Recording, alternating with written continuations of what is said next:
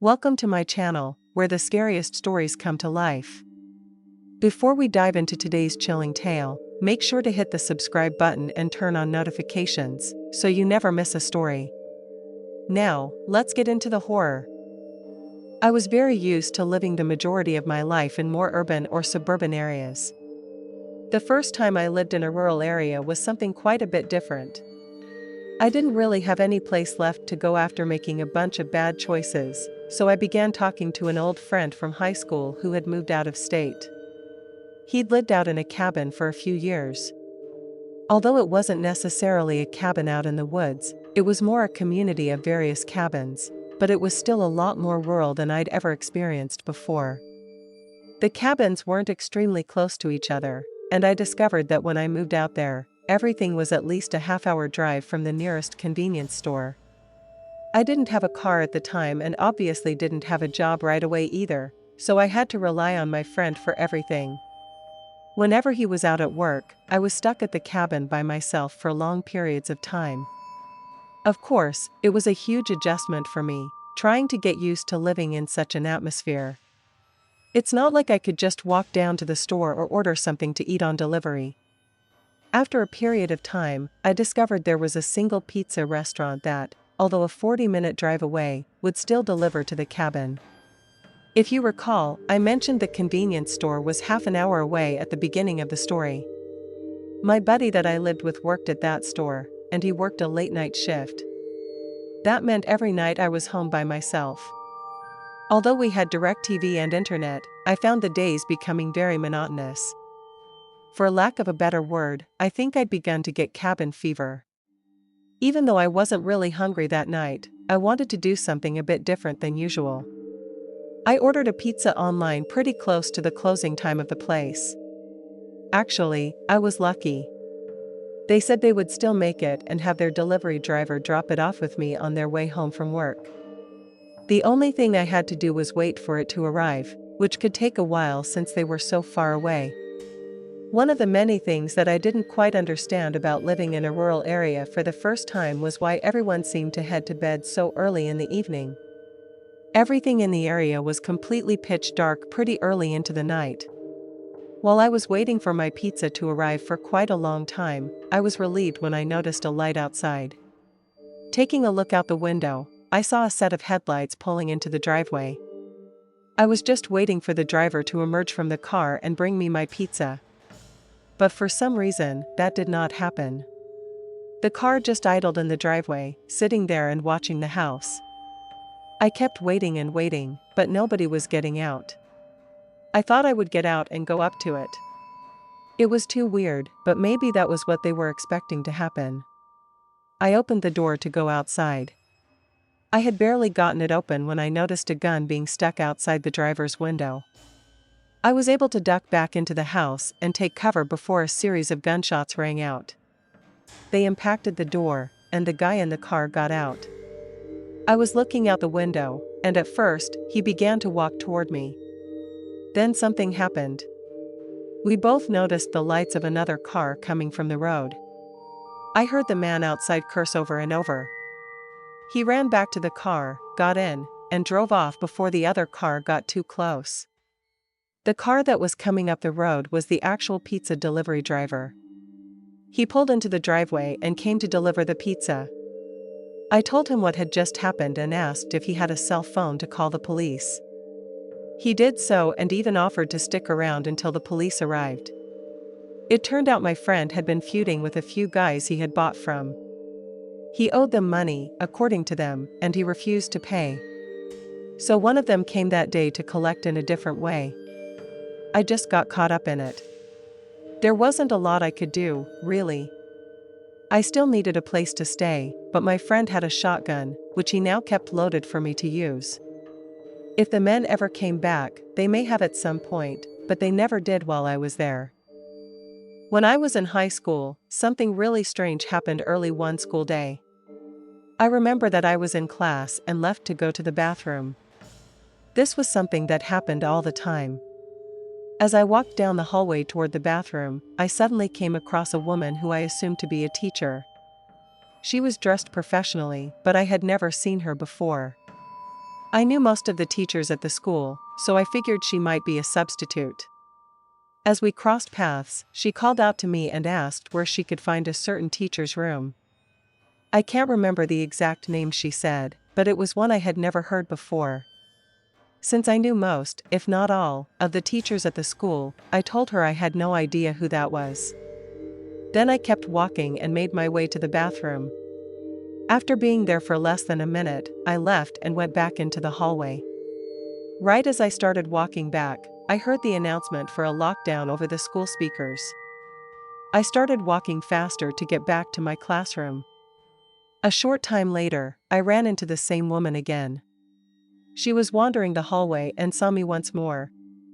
When she noticed me, she yelled that I was not supposed to be out there.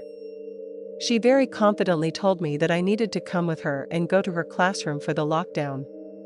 I started to say that I was going back to my own classroom, but she interrupted me and insisted I had to go with her. At that point, I just said okay and started following her. She walked very quickly down the hallway, and I was trying to keep up with her the best I could.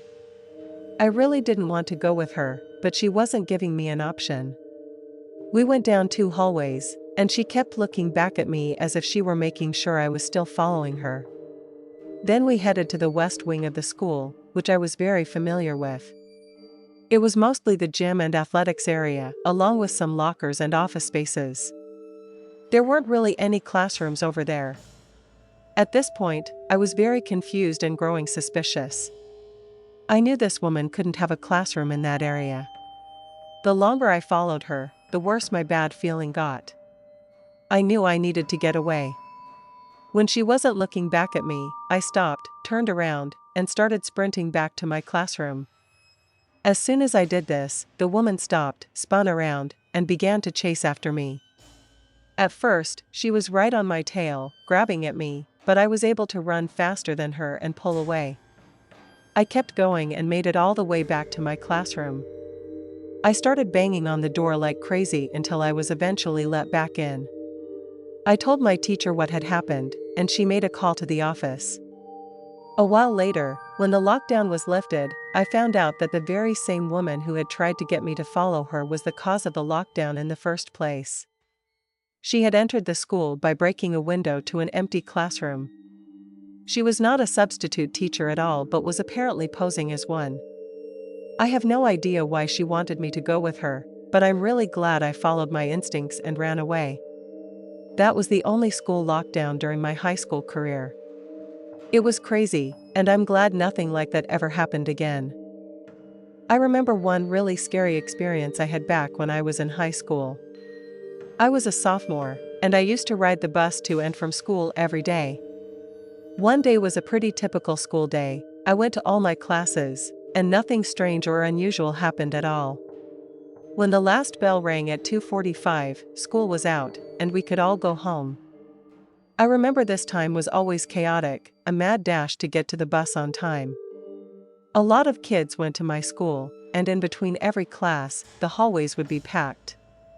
After school, it was always rough to get through the halls and make it to the buses. They left just after 2:50, so you only had about 5 minutes to get there. On this particular day, I left my classroom and made my way to my locker because I needed to grab something before heading to the bus. This turned out to be a big mistake.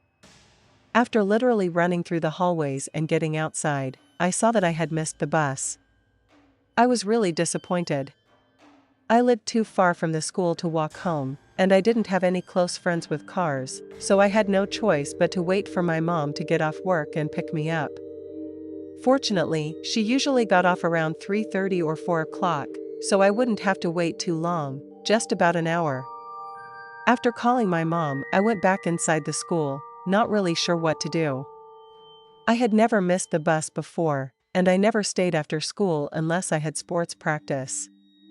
Inside, I saw only a few students, mostly upperclassmen who could drive themselves home. Within about 10 minutes, the hallways became completely empty, leaving just me wandering around. My school didn't really have any places to hang out, no study areas, couches, or chairs, just a series of halls and classrooms. I figured I would just wander while I waited. After walking around for 15 to 20 minutes, I made my way toward the back end of the school, where it was completely deserted. That's when I suddenly heard a sound come over the school speakers, followed by an announcement: there was a lockdown, and it was not a drill. At first, I was confused. I didn't even know lockdowns could happen when school wasn't in session. Needless to say, I also didn't know what I was supposed to do.